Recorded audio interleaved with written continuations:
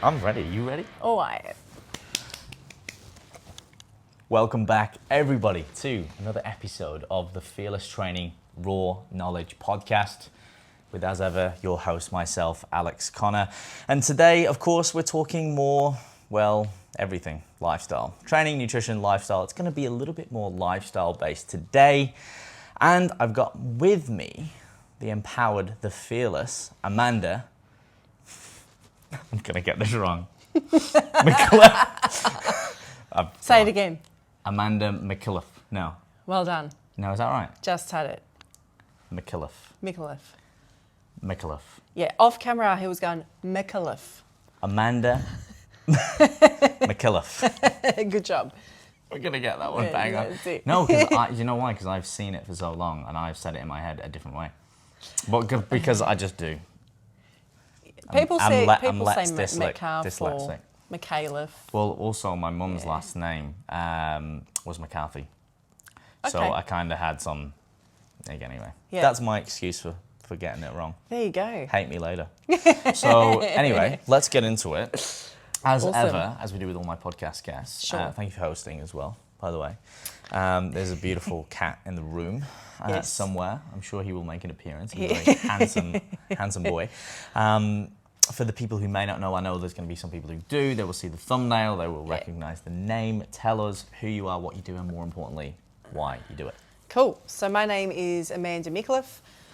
I originally hail from Melbourne. I'm 35. I appeared on national reality TV last year on Married at First Sight. That was an experience, shall we say.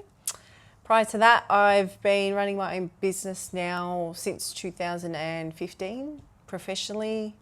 2 years prior to that, off the record, as you do, cash money as a PT, getting into the biz. Cash in hand. On the side. So I was doing that.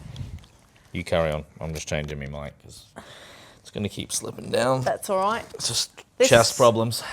Sorry. You know, it's one of those things with asking someone who are you? Because there's so many dynamics. You know, there's so many versions of a person. It's like, what version do you want? Do you want what are you most passionate about? And if so, what drives that? If someone asks you on the street now, that's the version I want. Yep.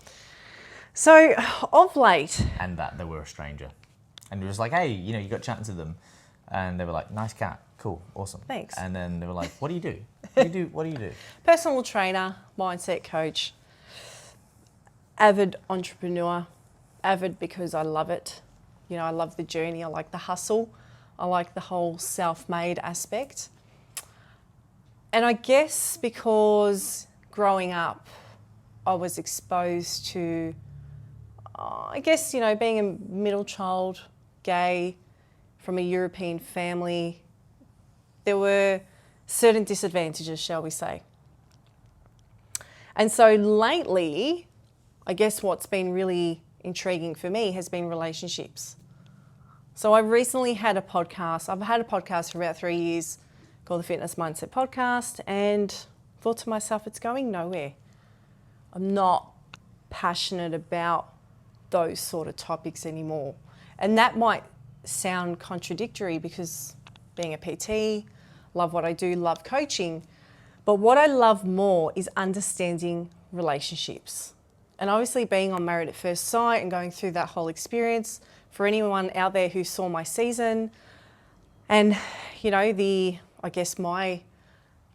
my experience on it and what I went through and stuff like that, it was not the greatest experience, but it was also a catalyst for major change. So it had to happen. And I'm a firm believer that, that was the beginning of the end for me. The beginning of the end as I know it. And so what it did for me is it exposed to me, in front of me, who was really there and who wasn't. And it kind of helped me go, you now have an opportunity to completely transform and reset your life. You now have permission to fulfill your dream because of the hardship you've now faced. So what people don't know is what happened after the show. what happened years prior to that.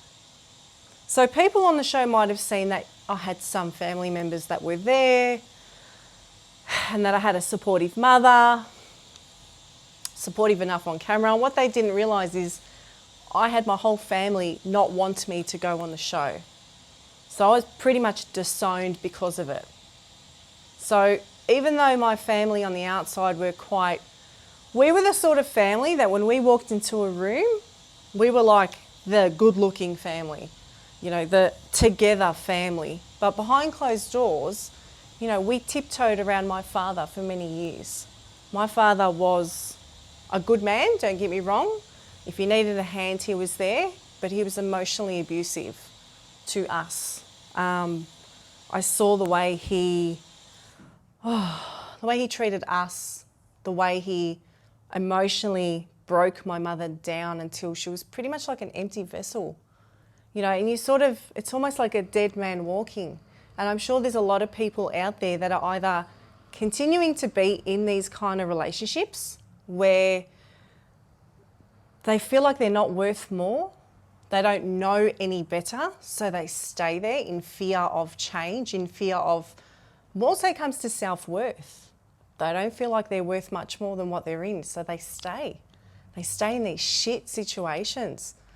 And I grew up with depression and anxiety because of that environment I was in. And I got to a point in my life where I was like, from a really young age, it's like, I need more than this. My idea of my life is you can have it all. You don't have to settle for the abusive partner, for the limited financial mindset. All these negative traits that I was exposed to growing up that kept me boxed in. I was made to feel less than because I was gay. I could never truly fulfill my parents' wishes purely because of who I chose to sleep with that night. So, although they said they accepted my sexuality, it wasn't until I got chosen for the show that I realised how little they actually accepted it. And that was hard. That was really hard because while the show was airing, I didn't talk to my family at all. I didn't have their support. They didn't message me once. An incident happened with my father just before the show went to air and after filming. And that's the reason why I no longer talk to my family. And then my bridesmaids on the show, there was incidents which happened last year. I no longer talk to them over other reasons, which I probably may or may not go into that tonight. But look, it's been a journey. What can I tell you? It's been a journey. And so what I'd really love to touch on tonight is narcissism. We're going to talk about that in detail as much as I can. I'm not a trained psychologist, but I can talk purely from experience in that regard. But relationship with self, relationship with your inner child, and through your experience with your parents and how that shapes your future relationships with people, with lovers, colleagues. It can all be the same. You can treat it all the same. We don't need to treat people differently just because that's at work, that's at home. When we understand ourselves, we understand everyone else around us, and we understand boundaries, and then we learn how to teach people how to treat us. I like it. Good. I need a drink. That's it. Wet the whistle. It's almost a case then, just to go back to what you were saying with your family, of keeping up appearances where they were behind closed doors accepting of your sexuality and who you were, supposedly.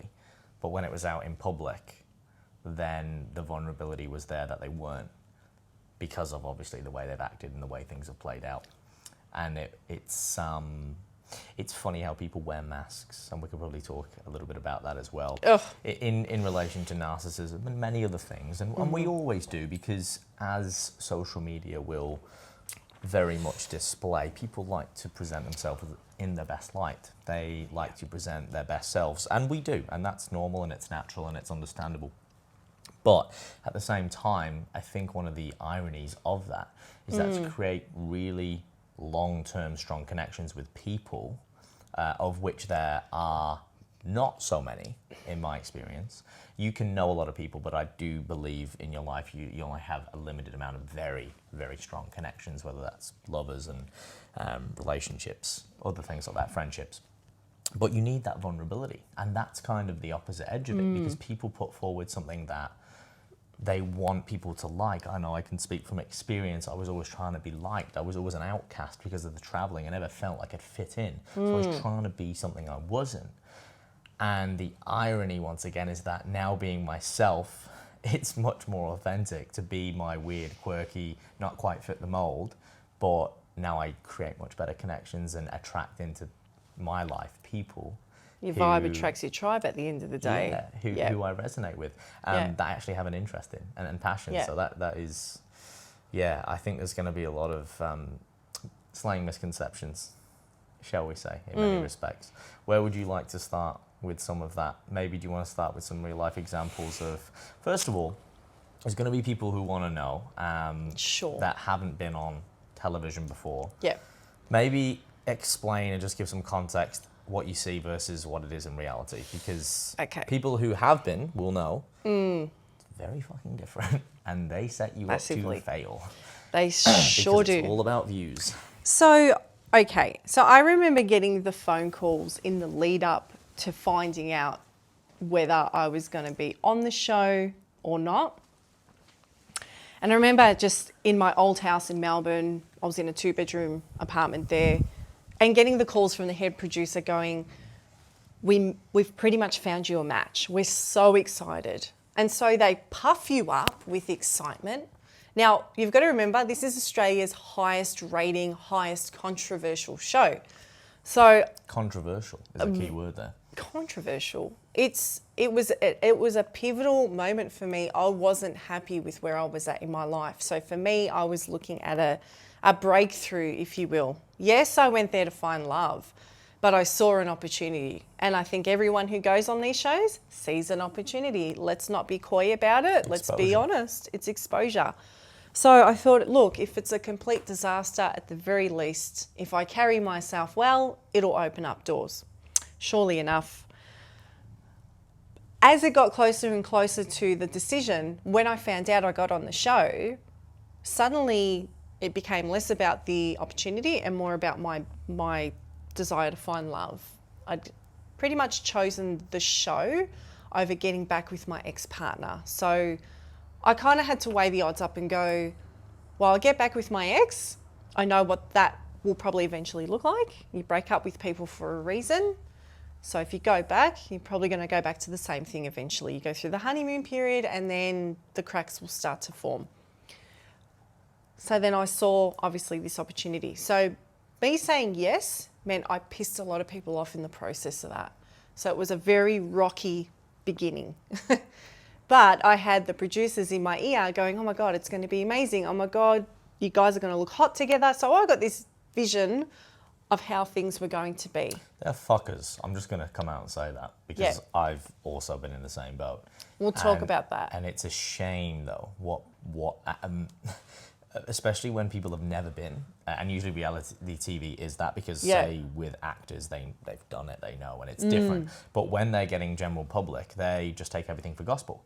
So they G you up. So vulnerable. You've got one person saying, G'ing this person up, another producer G'ing this person up, and then they send them out and go, It's like me saying, right, that's blue, and the other person goes, that's red. They come out and go, blue, what? Red, blue, what? Boo, boo, boo. And then watch the sparks fly.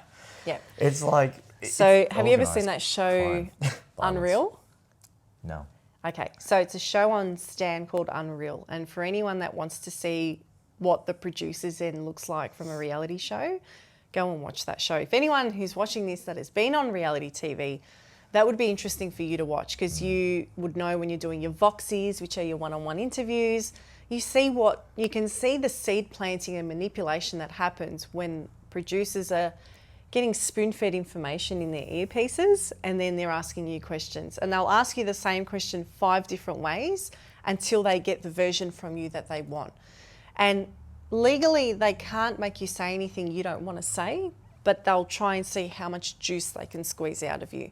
So I remember one day them saying to me, well, Amanda, da-da-da-da, and I go, I'm pretty sure I just answered that question for you. And they go, okay, cool. So they had no legs to stand on. So if you're smart and you clue on to manipulation in general, you have a right to Push back a little bit. Set that boundary.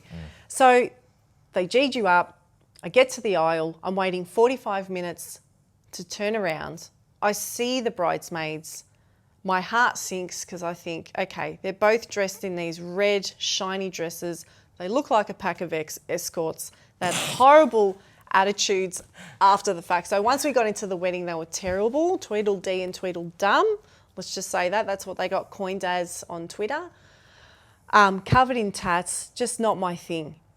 And I thought, right, what's the bride going to look like? So I turn around and my initial instinct, and whilst I look relieved to see her because I'd been fucking waiting there for so long, my heart sank and I thought, one of two things is going to happen. She's going to cheat on me or she's going to be trouble. Surely enough, she was trouble. She was manipulative. She turned pretty much all the cast against me. She gaslit the fuck out of me.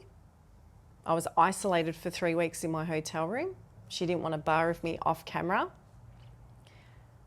Now, the thing is that her version is, but I just wasn't attracted to her. That's fine. I wasn't that attracted to her either. The thing is that I would never treat a human being like that has put themselves in a vulnerable position, left their family behind, left their friends behind, put their job and career on hold to be part of an experiment that was chosen for you, right? So already it was a show of character and maturity as to see what this person was not willing to do or bring to the table. So it was disappointing in that sense. Interesting nonetheless. From a producer's perspective, look, they're relatively good people. We got treated well. If you don't get treated well on set, well, you must be a bit of a dick. Some people go to these shows, general public, acting like they're Hollywood superstars and start making demands like divas. The food's this, my room's this. Hang on a minute. You've been put up in a 5-star hotel. You're not having to work. You're getting paid to be here and you're acting like a diva. Fucking go away, would you? Who do you think you are? And so when I saw that and I thought, these people have got no idea. Like, no idea. This is a golden ticket for all of us just to be here for 5 minutes right now. When all this shit is said and done, we're going to have access to things that only people could ever dream of. And whether that's for 6 months or 12 months or 5 minutes, there was not enough gratitude from anyone in that whole experience. And it's a cesspool of negativity, and they throw the worst kinds of people in these experiments because it makes good TV. Gets views. They don't. Views. I remember actually. I'll interject with a personal experience as well on Big Brother, and I remember going through the stages. Excuse me, and I was people getting voted off, and I was like, yeah, that's weird. I thought they would have got through. And someone that was there with had done this before. Yep. And he said to me, he was also Batman at Dreamworld at the time, which was funny. I thought that was great. I said, that must be great when your girlfriend says, are you going out with him? I'm Batman. Anyway, so he said, yeah, they don't want people who are agreeable. They want people with strong opinions because they need clashes. And I was like, oh, okay, cool. And I started to notice this trend. Anyway, it goes through. Anyway, got to the last round, got voted off. People thought it was going to make everyone fit on TV. So anyway, that was the reason. Anyway, they got sort of group voted off. Yeah. Anyway, I walked out, thought, man, what a great day. Fucking hell, that was cool. And, so close to being on Big Brother. That would have been an interesting experience. Yeah. Came in, and and then was like, yeah, met some cool friends. We sort of hung out. Anyway, there was people going out like really distraught, angry. There was a bit of a whole melting pot of emotions from people that were still there from the latter stages. And I remember some people were really like hurt. They were sort of emotionally unstable, I thought. Is this through the audition process? This is through the audition, but then coming out and seeing the sort of, I guess you could sort of say, carnage from the people who didn't get in, who were still kind of hanging around or walking out or making their way out, because there have been loads of people then, they sort of sift them all down. If people have done the auditions, they'll know. I don't know if they still do it this way with COVID, but anyway. And this person, he comes up to me and he goes, "Can I ask you something?" And I said, "Yeah, sure." And he goes, Why wasn't I good enough? What's wrong with me?" And I said, "What?" And he goes, "What do you think's wrong with me? Why didn't I get on the show?" And I said, "Are you shitting me?" And he goes, "No, I'm serious." And I said, you need to hear something. I said, "If you think there's something wrong with you because you didn't get on a reality TV series," I said, "you're going to be a very, very sad human being, because you're going to get a lot of rejections in life. You're going to get a lot of people judging you." I said, that could have been luck. I said, "Do you know these people?" "No." I said, have you reported them?" I said, "Look," I said, "it's a TV show, man." I said, "We could have done it on a different day. We could have had a different lunch with different judges, and we could have got it." I said, "Do not let that phase you." Yeah. But that person was So he was asking you like you were. It was just asked because like I was one of the people in there. Yeah. Like, and he But saw he's that. asking you like you were part of production. Like, why? Well, wasn't I didn't take it like that, but thank you. But I think it was just because he was one of the people that was there with us. Yeah. And it was like a group of us walking out, and I was one of the people who was in there for the final one. And he just said this to me, and I think he latched on because he was one of the people there. And he was asking other people as well, but he sort of beelined to me, and I was just like, "Oh, that's interesting." And I said, and I sort of went through that, and I just said, "Look, man," I said, "at the end of the day," I said, "you cannot put your happiness in other people." Because I said, in life, you're going to really face up to this a lot. And that sort of made me realize how many sad people, no offense, go into that show with like this hope and dream. And I'm like, that's kind of like putting your money on the lottery. It's a gamble. And being really upset every time you lose. It really is a gamble. It's better to, when you do stuff like that, it's a bit of fun. To a degree, but unless you want to be an actor, and then it's like, okay, now you've got to put the years in, the training, and then you're still going to go through rejection, and that's what you want to do. But to be sort of voted off from a TV show before you got on is not, I mean, you shouldn't be taking that to heart. I mean, you might be a bit disheartened, sure, but like you shouldn't be like, "Oh, for fuck, hang on, I'm all hung up and crying and sad. I get it, but it shows me the emotional intelligence and maturity of that person, which is fine. But I just wanted to give him some helpful advice to go, look, perspective, think about it. And this is the same with bodybuilding. And I say to people all the time, because people get really upset, and I get it, competitive. I said, look, there's 4 or 5, whatever judges federation it is, judging you naked next to someone else. I said, at the end of the day, you can still look the best and they can still vote against you unless it's a clear-cut win. And even then they could. So don't ever take it personally, because it's subjective. It's someone else's opinion of you. They might just not, they might not like the look you, might like their ex-partner. You don't know. They might have been a bit angry, pissed off, had an argument. I don't know. Well, I used to be a judge for ICN back in Melbourne, going back 2016, 17, around those seasons. And look, you've got like five people on the panel. There you go. You've got your head judge who makes the final call, and then you've got 4 other judges that all have a different opinion on how everyone looks.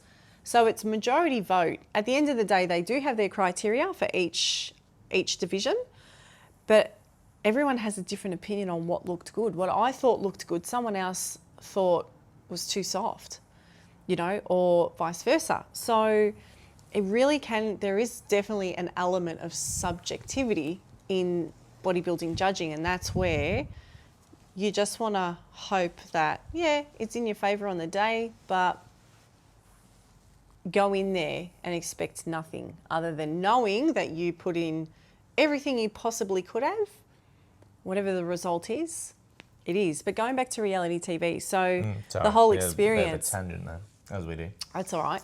The bit of the experience. So it's long filming days. So once you get there, so obviously when I saw my partner on the altar, I knew I was being set up to fail, is what I was trying to say. So we were chalk and cheese. We were from two very different worlds, and the producers were licking their buffs waiting for this explosion to happen, right? So they thought ratings, they're both good looking, but we know they're going to butt heads, and this is exactly what we want, you know? And that's, you are a pawn in their game on reality TV, and you want to hope mentally that you get out of there okay, because the trauma that can come out of, when you get out of that whole bubble, your head's mashed up because you've been manipulated the whole time you've been there.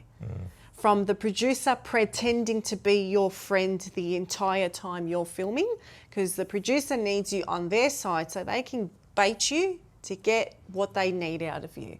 Once the show's done, your producer is not allowed to have any contact with you. So that relationship gets severed very quickly, right? And don't get me wrong, we had a couple of exchanges after the show, but you realise pretty quick that you're worth nothing to them once you're done.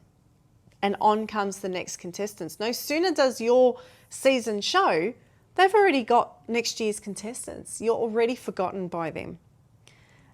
And it's like, shit, I've got to go back to reality, you know? And you want to have an after plan for reality TV. So go in there, have no expectation, be honest as you can be, or be yourself, whatever that variation or version means for you, listening out there.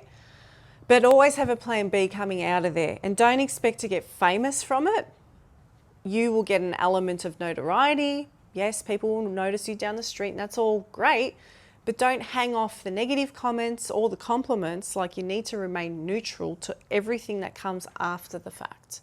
So having that self-love and self-awareness, like, I get compliments all day, every day on my Instagram, and I'm very humbled by it, but it's only up to me at the end of the day to tell me how much I love me or how much of a good job I did. Do I have insecurities? Yeah, I do at times, not a lot. Do I doubt myself? In new situations, I can. Sometimes it's nice to have reminders. But when it comes to compliments or I guess criticism, it's good to be very neutral to both ends, you know. But that's a skill that kind of comes in time, because if you're kind of hanging off compliments, then it's, you know, it's all vanity metrics, you know, people that are obsessed with social media, and you can tell the ones that are obsessed with vanity metrics. We've just gone completely off topic. I will come back to where we were. But it's all right, it's long form content. Yep. It's what we do. So we're going into that for a moment. So vanity metrics, you know, you've got your Insta famous girls that are, every post is a selfie, a very well manicured selfie, ass shots, boob shots, lip shots, everything about me shots. And I just think content like that, they must be sitting on their phone waiting for the likes, the comments. That's not healthy. That's not healthy self-love, because how sad to think that you rest your confidence based on the amount of likes and comments and, oh my God, you're hot, and oh my God, I want to be you. I wouldn't want to be that girl. Like, having the odd ass shot, boob shot, selfie, great. But to have the whole fucking gamut of all selfies, I don't know. I'm a person of a lot more substance, a lot more, I want to help people. I'm a different kettle of fish. But when I see that, I just see insecurity from top to bottom. So, and unfortunately, you know, sex sells in society. So a lot of people love to see that stuff. So that's why the insecure girls and boys keep posting that stuff, because they know that that's what gets lots of likes. Going back to what we were saying about reality TV and opportunity, don't go to reality TV to find love, just saying, okay? Coming out of that, I mean, I had a business to fall back onto, so that was good. But I really started to take a different perspective on work-life balance. I was a workaholic before going onto the show. So I was building my PT business. I was working stupid hours. I probably had 2 failed relationships because of I was so work focused. But with that said, I didn't have the right partners at the time either. They served their purpose to a point, but I was an elevated individual who needed another elevated individual to keep up with where I was at. And for people that are so driven and ambitious, that's hard to find. If you can find that, that's like a gem in an ocean, you know. And I guess, you know, it takes going through something as traumatic as what I went through last year. So I haven't even skinned the surface with what I went through last year. So I ended up homeless last year. I had falling outs with two of my closest friends. I was exposed to an abusive landlord at the time. So I had a lot of shit happen through COVID. My business went south, you name it. So I left Melbourne and I came to the GC to start a whole new life. And it's been amazing. And I've been able to rebuild the business I've taken my time to take it to the next level. I've built a quality website. Looking at the Empowered Women's podcast. So I've rebranded my podcast completely to talk about relationships, which has been the pinnacle of my life. I never had the support and the relationship with my parents that I wanted to growing up. And so that messed with a lot of my friendships and relationships as through the ages, right? Through my teens, through my 20s, in my 30s. And, you know, it's been a recurring theme for me. And I'm like, what's the one thing I can talk about day and night? Endlessly. And it's relationships. If I look at what's the content I can listen to day and night, it's relationships. Yes, I love health and fitness. And yes, it's great. Don't get me wrong. But what I find, especially through COVID, a lot of people have gone through separations. They've realized how much they don't like their partners. Can't even imagine the amount of separations that occurred through COVID. The lawyers are having an absolute field day at the moment. But, you know, when we look at relationships and we sort of go a bit deeper, you know, for me, I've dealt with quite a few narcissists over my time. So I'm a person of empathy. I have a lot of empathy for people, sometimes too much. And what happens with that is you are left a little vulnerable to people who see the good in you, and they slowly but surely take advantage of that. They know how to take advantage of that. So if you understand a narcissist, and when you understand it, it's like this huge light bulb moment, because we've all been exposed to one at some point in our life. My father was one. I saw what he did to my mother, and how he's basically trained her to put up with him. Because at one point she couldn't stand him. But now she tolerates him to the point where she enables his behaviour. For me, it was like my head wanted to explode when I saw how my mum had almost fallen prey in that situation. And I saw it and I called it out every time. And unfortunately, my father abused me because of it. So when you're bashed by your own father at the age of 34, 35, it gives you permission to really, to walk away from the family for good, right? Absolutely. So that was a relief for me. As hard as that was a relief for me, because it was like... It all came to a head. Well, yeah, it was like I can finally walk away and not feel guilty. So I accepted it really quickly. And people are like, anyone in your position would have fallen to pieces right now.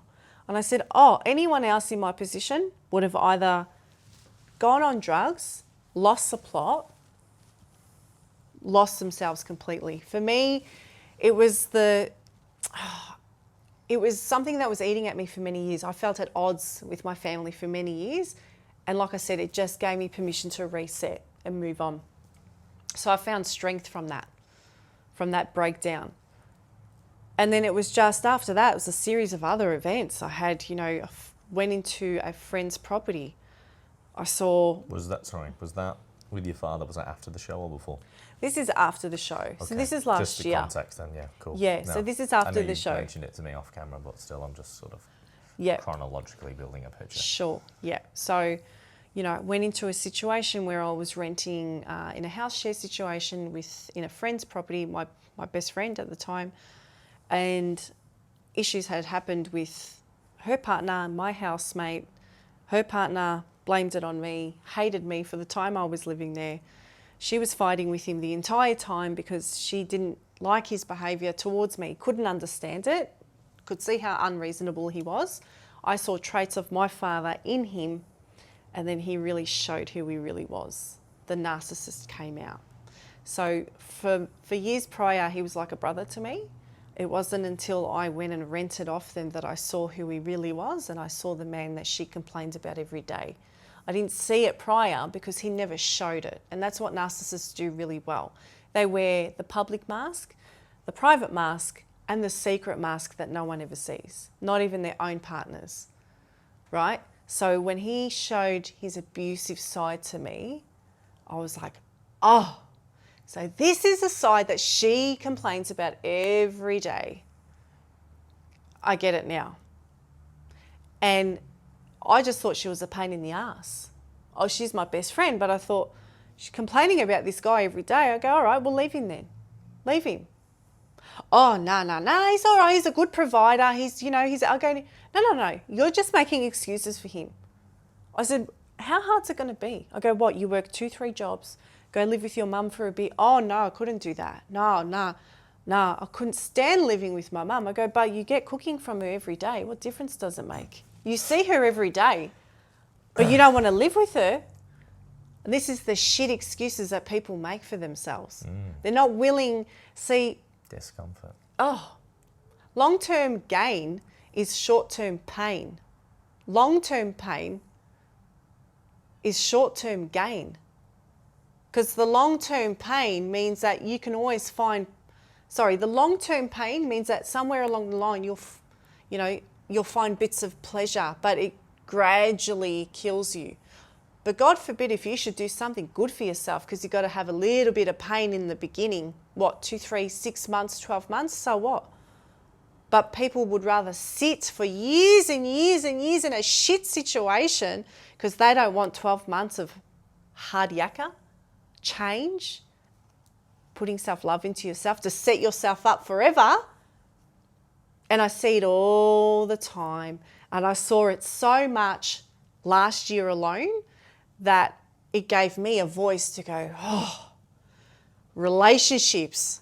People need to know more about this stuff because it always comes back to self-worth and how we've been trained by our parents. And all that can always be untrained and retrained. And here's another thing about parents. For those of you out there that are too scared to rattle the boat, tell them you're gay, whatever the case may be. We choose our parents spiritually for a reason because we get put in these situations to learn something, whether we teach them something or they teach us something. For me, I've always said, parents, friends, colleagues, you're all the same at the end of the day. Friends, family, makes no difference. We all shit the same colour. We all got the same blood at the end of the day. How you treat me is how I treat you. And that's always been my attitude. And my mum was always like, oh, your family will always be there for you. I go, really? Where were you during the show? Where were you when my father bashed me? In fact, you were there. You witnessed it. And you still blamed me for it. So people can talk all they want, but it's in what they do energetically. That's where you sit back and that's where you see things for how they are. And I just did an IGTV recently where people will always show you who they are. And when they do believe them, if they tell you, oh, I'm nasty, oh, I can be nasty, fucking believe them. Because at some point you're going to see that trait. If people are always running late, or they're running late for work or running late, how many times are you going to let them run late before you realise that your time is a fucking commodity, not to be wasted by anybody? Once, twice, that's enough. After that, you got to lay down the law. with people. Set your boundaries with people. I don't care what situation it's in. If someone's rude to a waitress, why? What did she or he do to you that you've got to be rude? Well, that says more about you than anyone else. There's so many situations, but people are telling us all the time who they are and we're not listening. And then when we get put in that situation because they expose that part of who they are to us, we get screwed over and we get upset at ourselves. But it's like, but they told me at the start, they said this, they said they were this, they said they were nasty and I didn't listen because they were nice to me at first. People are good at wearing masks at first. Wait till the mask comes off. When you meet someone for the first time, sorry, I'm talking to the camera a lot because I really want to address your audience. Right? Because for the people listening, they don't know. Yeah. But for the people watching on YouTube, it's fantastic. Yeah. So when you meet how you do people, one thing is how you do everything. Carry on. Yeah. I'm just going to add that in. No, you carry on. I'm just... So when you meet people, when we meet people, Alex, for the first time, first few months. Masks. No, carry on. I was doing the mask thing. People can wear masks. We all know that. But be careful of those that are constantly loving on you. Those people. You are amazing. You are incredible. You are this. I'm very cautious of those people who are like overly friendly. They're the ones you have to be careful of the most. Ooh, I've met them. But the thing is, like, when someone is overly unauthentically nice to you, they should, for the most part, be something... But it comes across authentic, though, Alex. That's the thing. Oh, see, it doesn't for me, though. But maybe that's different. I can't... I think for people who believe that must be in a different place in their life because they need that. It might be like a good parallel to compare it to is the Instagram likes. They think that they get likes that equals love, where it's just some guy fucking trying to see a bit of flesh. Yeah, on an Instagram post, you know what I mean? So that's right. Like the parallel could be with someone like that, they go, well, deep down they know it's not authentic. Yeah. But they go, well, I'll take it. Yeah, keep, tell me more. You know what Definitely. I mean? Like they're not gonna go, no, stop, But I don't know, I've always been it's almost like it's the quiet people you've got to watch out for. Yeah. Because the ones who talk a lot, yeah, sure, but at least they say something. Yeah. It's like CPR, it's the quiet one. That's the one who's fucked up. They're not making a noise. Yeah. So, I'm just drawing parallels, metaphors, and examples. Sure. That's all. But yeah. I'm, as I said, we had a conversation outside before we jumped into the podcast. Jumped into it. And, right? Like jump, hop, skip, jump, whatever you want to call it. Handstand in, darling. Very good. Did a cartwheel. Pirouette. We talked about when we learn these things when we're listening, so maybe when people are listening now, they're probably going to start to think about their own memories, their own relationships, their own experiences. They're going to start to dot the I's and cross the T's, as I like to say. And I was saying about how when you learn something, you sometimes match it. And it's not always right. But when you were speaking then, I was thinking of particular people, and I've gone, yeah, and they are bad motherfuckers. I'm not going to name names. Yeah. But I've always been, I always stay on the right side of them. I didn't hang around with them. I just was like, cool. I said hello, but they were always like, they would smother me with compliments, and I'm just like, who the fuck are you? Like, I'm like, it's very nice of you, and it's hard to pull someone up who does that to a degree. Because what are you going to say? Like, you're being nice to me? But I've always just, cool, thank you. Appreciate it. Take the compliment. I appreciate it, but then I'm also sort of going... Cautious. I wouldn't trust you about as far as I could throw you. Yeah. Because they don't know you. There's just something very unnerving, unsettling in my gut when someone is just really friendly. I'm thinking you want something from me here, or you're trying something on, because no one comes over in this day and age and starts, lubing you up, for lack of better words, all right? And you're just sort of like, hang on, right? No, but it is though. Lubing you up. Lubing you up, just like, oh, you've got this, you've got that, you're beautiful. Yeah. You're like, hang on. So the natural tendency, if we can attune to this, is, well, what do you want from me? Because that's the way we've been conditioned, right? What do you want from me? What do I get from you? What do I give to you? And it's wrong, because it shouldn't have to be like that. What about if we just like each other. Share, and maybe there is mutual, but maybe there isn't. Maybe it's just you do something nice for someone, fucking pay it forward. But then again, it might be from an authentic place rather than I'm going to go out of my way and smother this person with 10 compliments. It's not authentic either. I have found as well, I'm just going off on a tangent, that when I've received a compliment from someone who doesn't give them out, fuck, it means a lot more. I remember a specific person that I idolize in the industry. He's been on this podcast. For the purpose of this, I won't name his name. And he said something to me one day about a lift. And I was like, what? I didn't quite hear him because I had my earphones in. And he said, that's a very, very nice deadlift, very pretty deadlift. And I was just like, nearly fell over. Yeah. And my friend looked at me and went, he doesn't fucking say that to anyone. And I'm like, I know. And I was just like, wow. And I was like really humbled by it. And it meant something. And I thought, well, if someone that always gives you compliments, you're like, well, it's just another one, right? But, and it's not to say you shouldn't do that, but again, it's the way you do it. Always appreciate them, yeah, but just be cautious of them because... Especially if it's someone that you don't know, like you said. Well, if you're just getting to know someone and it's the first 3 to 6 months, 3 months especially, people can wear a mask solid for 90 days at least. That's when the mask kind of starts to lift, and you start to see... Listen for key words in the first few weeks of meeting people of, it might be, again, like I said, I can be crazy, or I can be, I can be sharp with my words, or I can be this, I can be that. Doesn't mean they're bad people. It just means at some point you will see those traits come out. A massive red flag in which I wish I listened to this with my most recent ex-partner, who I took public way too soon, by the way.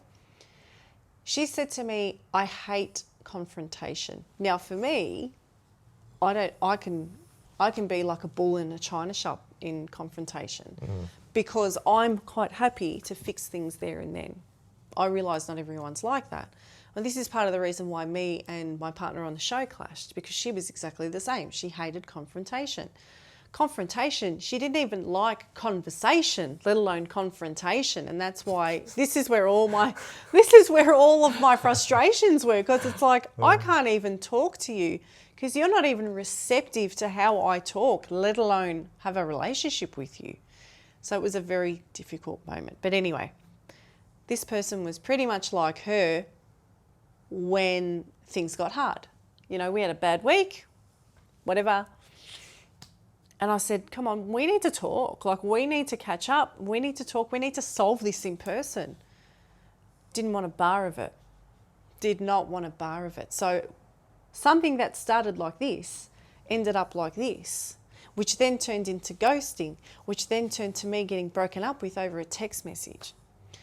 Lesson learned. When someone says they don't like confrontation and you like solving things there and then, if you like them at first, I would wait months before you commit to this person. Months. Before you go all in. I just committed to her after a few weeks. I was going to get tats with her, the whole gamut. In fact, this tattoo that I have on me here was because I'd booked in tats for us both to get, which she was more than happy to get. By the time this appointment came around, we'd been broken up by then. So I still got a tattoo anyway. Intuition, which, again, I should have listened to my gut with a few things. Follow your intuition. Yeah. So there's a few... Great song by Craig David, by the way. So, I'm a big Craig David fan, but it's good advice. Oh, look out. But that there is solid. I really resonate with that because I've heard many people I respect who have a plethora of experience explain that to me in one way or another. And people ask me why I'm fucking single. And I'm not saying this with any remorse or having a go, but I just feel sometimes like I'm in a cinema and I'm watching a shitstorm and people look at me going, are you not going to join in? And I go, fuck no. Do you not see the shitstorm that you're in? You're playing a stupid game. Yeah. Come and sit down with me for a second. Look, take... It's fucking glorious, isn't it? So can you give us context around that? Yeah. So ultimately, what I mean is, I think people, if they actually were true to themselves, and you're always going to get caught in a shitstorm, right? Yeah. But I just see a manicness of people constantly just fucking each other all the time, getting into a bad relationship after bad, and they're like, why? And I'm like, just spend some time being single for a bit. Yeah. And kind of work on yourself, self-love. You've mentioned it many times throughout this podcast, right? Figure out what you want, get very clear on it, and maybe just chill for a little bit. Because but it's very unauthentic. They don't like it. It's almost like convenience. And I'm like, wouldn't you rather just not be with someone and actually then wait a little bit longer? It's a sacrifice in the short-term pleasures for long-term pleasures. And then, you could still end up in a bad relationship, but at least you're going to be a bit more pragmatic about it. Don't rush. Don't feel the need to fill a void that doesn't need to be filled.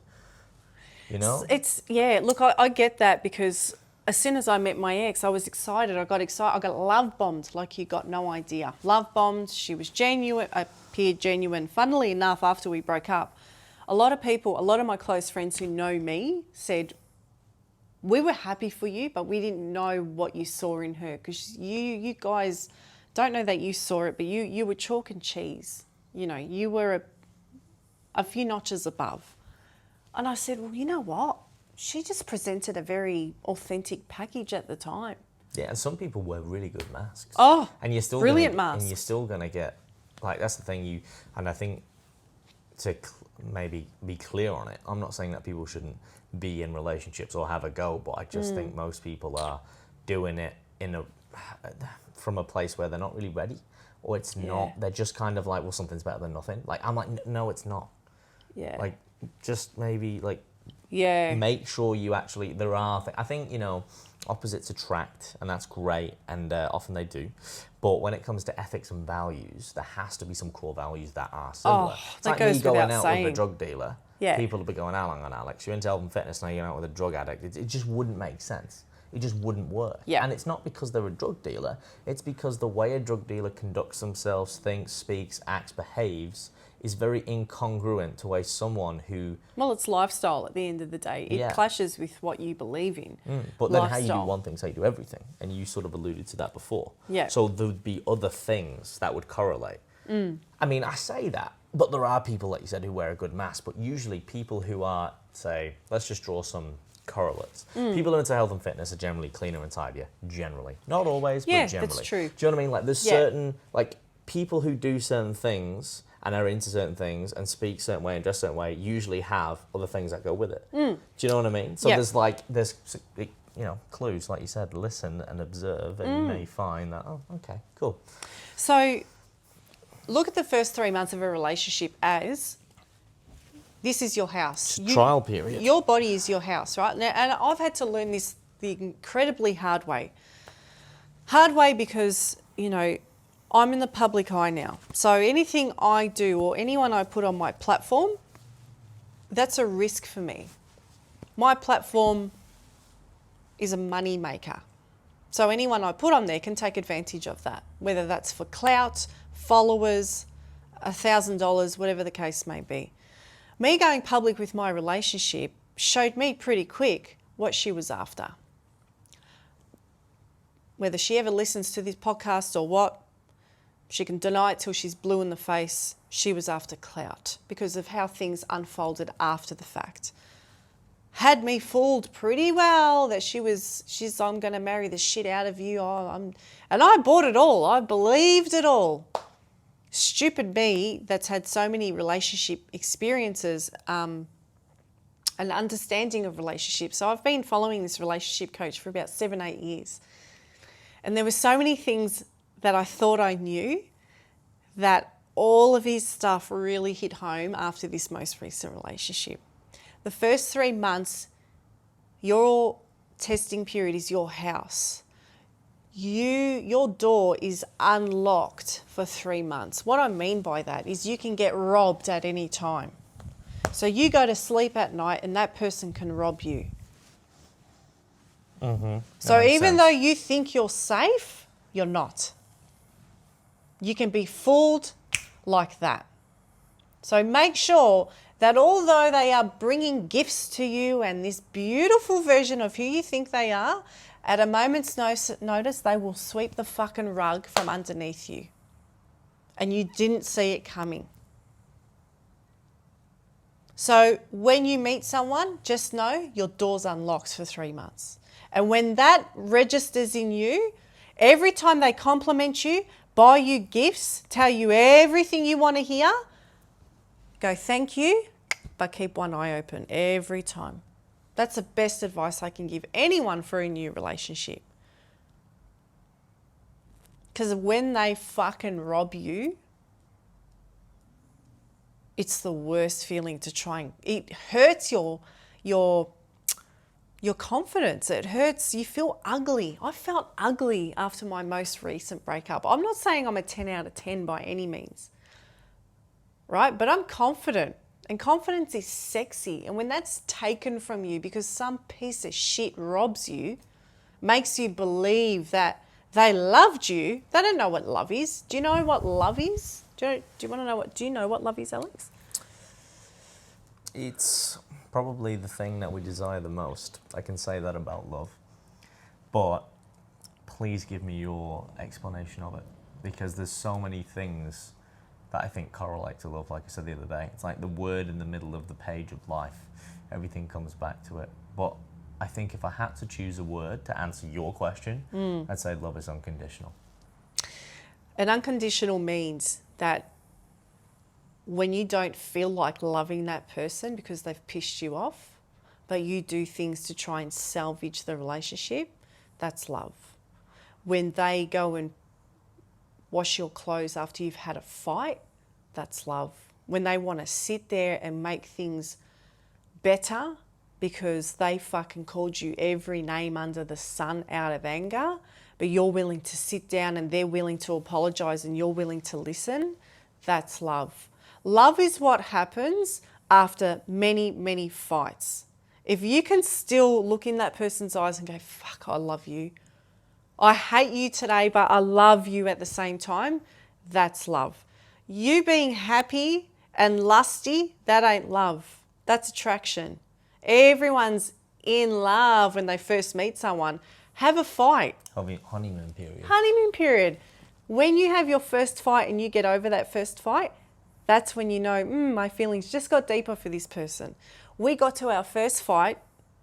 We didn't make it past the first fight. So all that bullshit she fed me, that was all bullshit. Either that or she was physically incapable of having the balls to get deep into a real relationship. My client, who's been married for 30 years, who we talk about relationships about a lot, she also said love is also just like literally when you've seen the person at their worst. And she's very raw and real. She's like cleaning up diarrhea from that person, putting Vaseline on their asshole because they've just had a surgery. Like all that shit. All the ugly shit. And she's really great, and we resonate a lot. Maybe, I'm a bit of an old soul. Yeah. And we just talk about all, it just naturally gravitates towards that, and I just sort of get her views on things. I'm interested. It's interesting because if you can love people in their ugly. Well, she says to me, Alex, she has this theory. She goes, everyone was ugly in the 80s, Alex. And I was like, what do you mean? She's like, everyone was ugly. She's like, right, and that's just the way it was. And she goes, but now, she goes, and we talk about the girls that come in and she sees them, she goes, and it's not that like they feel that they need to be like that. But back then it was just, this is who I am, take it or leave it. Because ultimately, if you grow old with someone, they're going to look like they were in the 80s eventually. Exactly. Oh, the 70s even better. The attraction is not necessarily going to be physical anymore. No. It's going to be beyond that. It's the person who, can you imagine them there at the end of your days? Are they the person you still want to be around with regardless? So we're back from a short, unintended break. Anyway. Showbiz. The show must go on. Showbiz, we got showbiz. So anyway, we were last talking for you. We went off on a tangent. We did. You weren't along for the ride. Oh, you guys really missed out, but it's okay. We're going to come back and we're going to go through it. We had just finished talking about what love is, unconditionally, being unconditional love, and then we transitioned from there. Now, you want to take it for the top, or do you want me to start firing off some questions to get you back on track? Yeah, I think so, definitely, because I want me to get the juices flowing again. Get the juices flowing again, 100%. Because I was spilling the juices before. Spilled his drink all over the floor. Well, I kicked it, but it didn't fall over. would have owed Amanda a glass. Oh, anyway, dear. so no.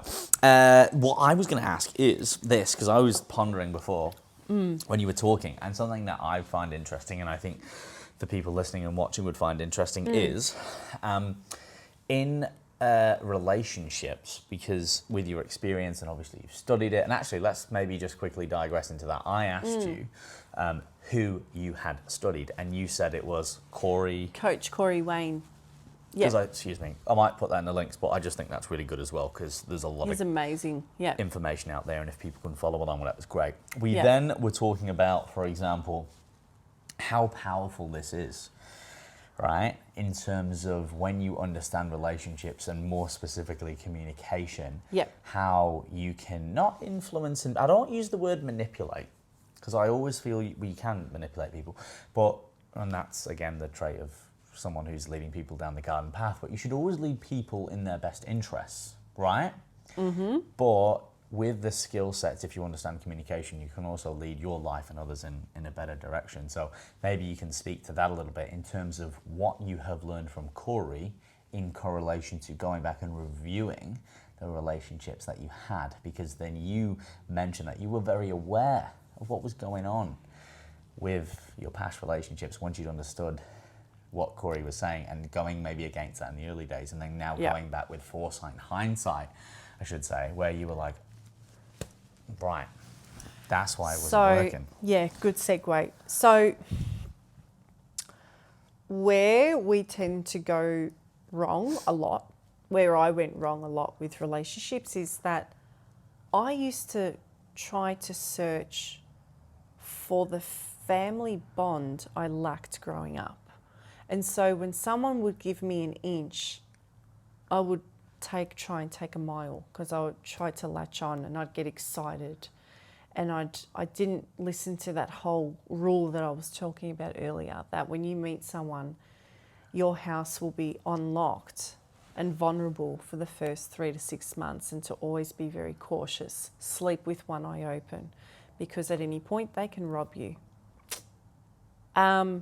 So I guess it's, when you're first getting to know people, is don't get too excited. Like, appreciate it, love it for what it is, but one foot back, 1 foot forward, one toe in, one toe out. So don't get too needy, too much contact. There's an 80-20 rule. Don't give too much too soon. No. So try and let them do most of the calling, texting and pursuing. And when they're doing all the work, you don't have to do much at all. I mean, you're reciprocating, obviously. If they text you, you respond. But when you are really just cool, you're busy on your mission and your purpose, and this is something that Corey Wayne teaches too, that women love men, for example, that are busy on their mission and purpose. But women also like women, or guys who like men, if they're attracted, the more submissive role will be attracted to the alpha that is busy on their mission and their purpose. And in relationships where shit goes sour is when that alpha becomes the beta male and they stop doing and chasing the things that they love to do. And that's where women become bitchy and controlling and all the rest of it, because they fell in love with you, the you that was chasing your dream and chasing your passion and doing the things you love. And the minute you stop doing that because you think that's what she wants you to do, is the moment that the relationship starts to crumble. So if you like DJing in your spare time, don't stop DJing in your spare time. If you like going out with the boys occasionally, don't stop doing that. You need your friends. Same thing with the girls. Because if and when your relationship goes belly up, who are you going to lean on? Clearly your friends. You can't always just rely on your mum and dad or your brother and sister. You need to have your own circle of friends. You need your life outside of the relationship. So a lot of people get, their world is their family. My world, you are my world. Like, imagine being that codependent on one individual. You can't put your eggs in one basket. That's something that I learned the hard way as well. with people, they become their partners, and then their partners are not attracted to them anymore, and they wonder why. And it's funny because there's two dynamics going on there, and it seems counterintuitive. But you have to be like, I've always been into heavy metal. I like all sorts. Same. And back in Love the it. day, people would say, like, girls, well, I hate heavy metal, and I'd be like, oh, I can't like heavy metal. Need to not like heavy metal to attract that woman. I mean, now that sounds ludicrous now. But people do that. But people do that. And they change their whole life. And then she's not attracted to the man who she met, or what she thought she met, because now you're interested in what she's interested in. She's like, oh, Become a bit of a yes man. And it's not fun anymore. no, it's not. And that's where you can have differences. And, you know, that's the thing. Like, people, you might be having a conversation with someone and you think the right answer is to just agree with them. And it's like, you start changing who you are and bending like a pretzel to please this woman. But you'll soon realise that that's not really what she wants. And if she doesn't like you in the long run, cool, you're not for each other. You know, you sort of, you become unapologetically yourself and go, all right, cool, well, we're just not for each other. And that's totally fine. I'll go on to the next person that is. So another thing I learnt too is that with my previous relationship with the partner I was with before the show, is that I kind of took on the coach, it was like the coach-client role. So while my partner was deeply insecure at the time, she had a pretty traumatic past and what have you, I won't go into it. But she was the sort of person that hung and clung off everyone's, clung, is that even a word? Cling. It is now. Clung. It's past tense. She clung on, yeah. It's past tense. Clung on, hung on to people's compliments. Hung and clung. Cling and hung, clung. Oh, we hung like a Klingon. That for those Little Britain connoisseurs. If not, I'll probably sound like a crazy person. Nothing new there. So, anyway, she hung on. So she was very hung up on people's compliments. Oh my God, I got this compliment today by the, you know, the office, that Sue in the office said that my hair looked beautiful today, or, oh, it was really sweet. And I go, that's great, babe. But I go, you are stunning. You realise that. And I go, but you seem almost surprised that you get compliments every single day. I said, I want you to get to a point in life for you where whether people compliment you or criticise you, neither of it is your business. Neither of it fucking matters, right? I want you to be fully confident in who you are. Of course, and even though she was 10 years older than me, I felt like I was the one trying to constantly lift her up, but then I didn't have her. She didn't have the strength to be that pillar of strength for me. I felt like I was always the real strong one, but when I needed to just be held or to be super vulnerable, don't get me wrong, she was supportive, and I won't knock her because she really was where it mattered. But it got to a point where I was doing her programs, I was talking her through nutrition, and that's all our relationship became about. I was literally her coach. Very transactional. Very transactional. And I got over it, and I was like, I'm not your coach. I said, in fact, I would rather you just go and see another coach so I can be your partner again.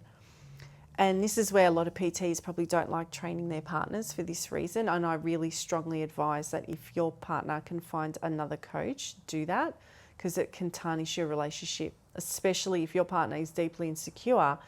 And kind of way you can't coach your family in some respects. And there's always a rule against the law, because there'll be someone out there now going, yeah, but, and then, yeah, there is, that's good. But for the most part, it just doesn't work. no. The dynamics don't allow for it, and I won't even begin to get into it. But Yeah, it just doesn't work. They just don't sort of take you as seriously, or they go the other extreme and then you sort of lose that whole Which bond. is a dramatic irony, though, really. Yeah. Because it's the person that you should love the most, so you'd think, well, if I give you information, you will definitely take it.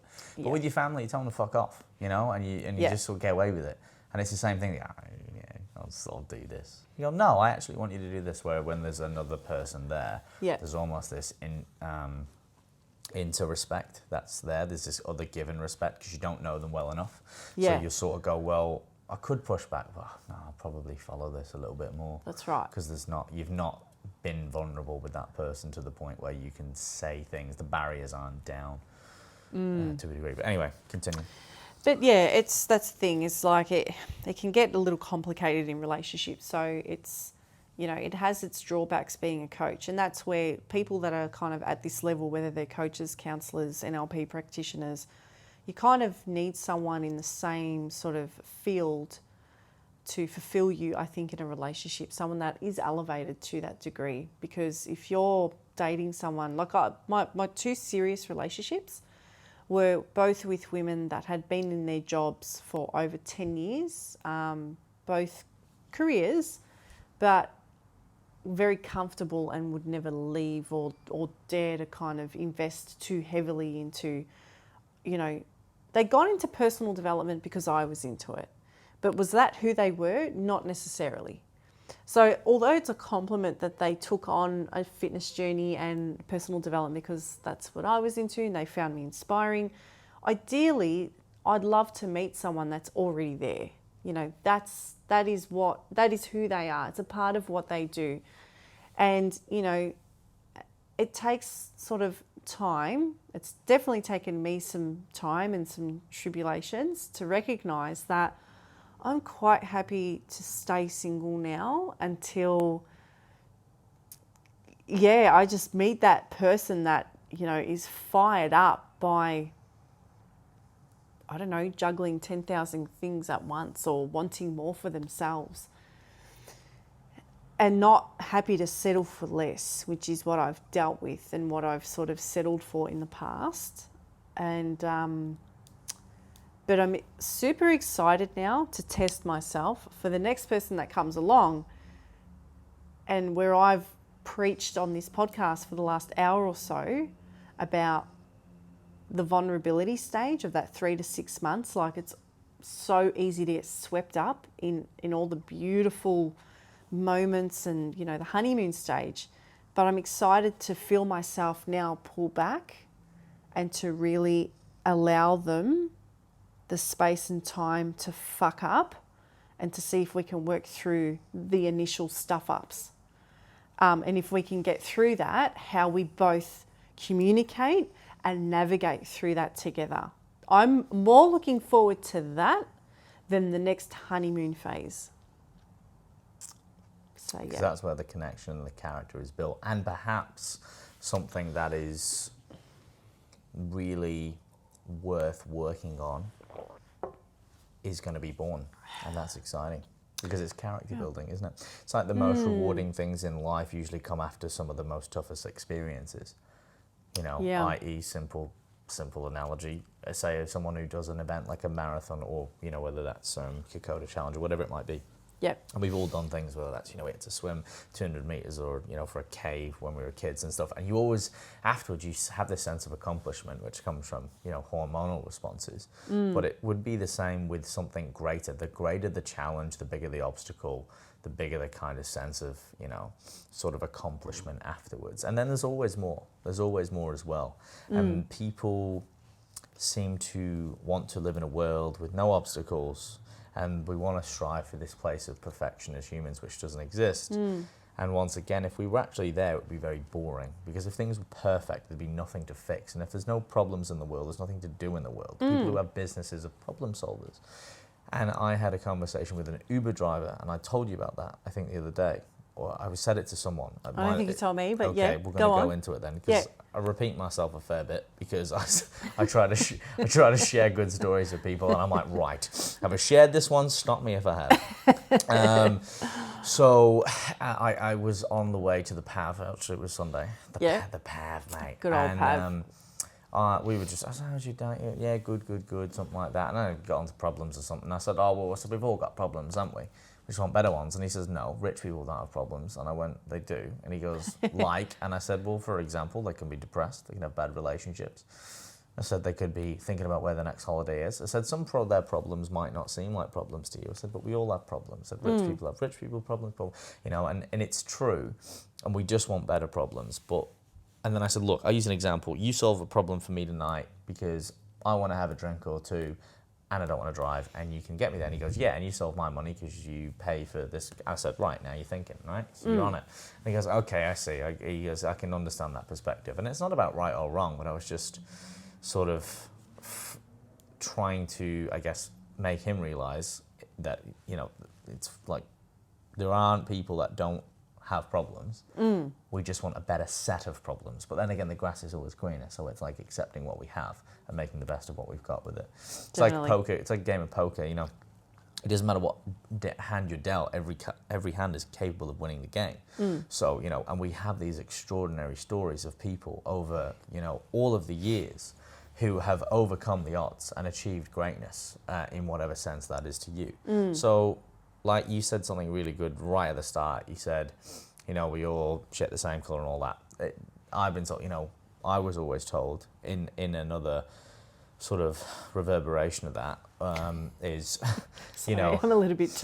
no, it's good. Like Yeah. my, you know, my dad always said to me, like, you breathe, you know, we all breathe, we eat, we shit, like no one's better than you. And he always said that to me. And I'm like, what? And he's like, every time, you know, I'd meet people, I was like, wow, that's amazing. My dad was always like, not bring them down, but he would always... Don't put them on a pedestal. Yeah, he was just like, no, he's like, they're not better than you. Like, they're just We human. all bleed the same at the end of the day. Well, that's the thing, and that's the thing that is a really important thing we forget, though. Yeah.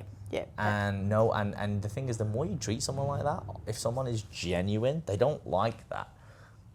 They don't like that. People who are people of high status or, you know, celebrities or whatever it is, and they're just people who are popular. And it's funny because we create popularity. So if no one liked Johnny Depp tomorrow and all his work were deleted, he wouldn't be famous. That's like, right. You know, this is the weird thing. Like, we create demand as collective. Yeah. And that's again, we're going down a rabbit hole here, but it's just, I just want to get people really thinking again about maybe some simple ideologies which kind of reframe their mindset, where it's, you know, things don't have to be that complicated, and a lot of the things that we learn when we're younger are right and we forget about it. Like, you know, that kid who just says it as it is. Yeah, sure, you're going to learn some social intelligence. You know, it's called going to go, hey, that guy's fat, but, you know, but you shouldn't lose this sense of who you are and speak in your mind. And people just become soft, and they lose the sense of self, I think, quite frankly. But I really appreciate you kind of doing a bit of a recap there. Before we sign off, any lasting thoughts from you?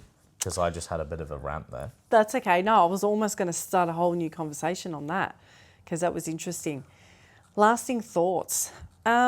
Yeah. Well, you can add on to that if you want. So, look, I mean, if you do happen to meet someone of a, I don't know, higher caliber, more confidence, status, celebrity, if you treat them like a celebrity, you'll get treated like a fan, in the sense that you'll never really get that you'll never develop that close bond with a person if you don't treat them like a human.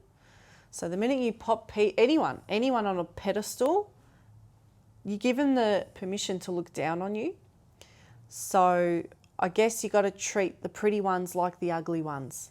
So the minute you do that and you treat them all the same is the minute that you'll be respected in a totally different way. Like, it's fascinating how many people say to me, oh, you're so down to earth. Like, you're just so, what did you expect? Because I was on TV for 2 minutes, you wanted me to be up myself. I mean, give me a break. Like, yeah, I went on TV, but it was nearly two years ago, and I mean, big deal. I mean, what's done is done. It's over. I'm probably never going to be on TV again, you know. But people assume or expect you to be an arsehole because your face flashed on TV for all of 2.5 minutes, and it's just, and that just, again, it goes back to individual and what we learn in school. And one thing we don't learn is self-awareness and self-respect and self-love. We have to go through life and unfortunately research all of this ourselves. You have to go back to go forward in many ways. Yeah. And you know, they've been teaching this through spirituality and stuff for many years, and it's always been there. But because we're not conditioned to know this about ourselves, that it's almost taboo or too hard to go down that road. But when you do, that's when life becomes easy. Life is easy, humans complicate it. So how to become an uncomplicated human, I'll second that. I say that is all the to time. go through a period of transition, is to spend your time traveling introspectively so that you can fucking dominate in life. You can dominate people, you can read people, you can close business deals, you can just be on top of everything, but it feels really easy. And you want to be the person that eventually everyone looks up to, you know, not always the one that you're putting everyone else up on a pedestal. But at the same time, it doesn't give you permission to be an arsehole or to take advantage of people either. Regardless of how high you travel through your own self-awareness, never forget where you came from. Couldn't agree more.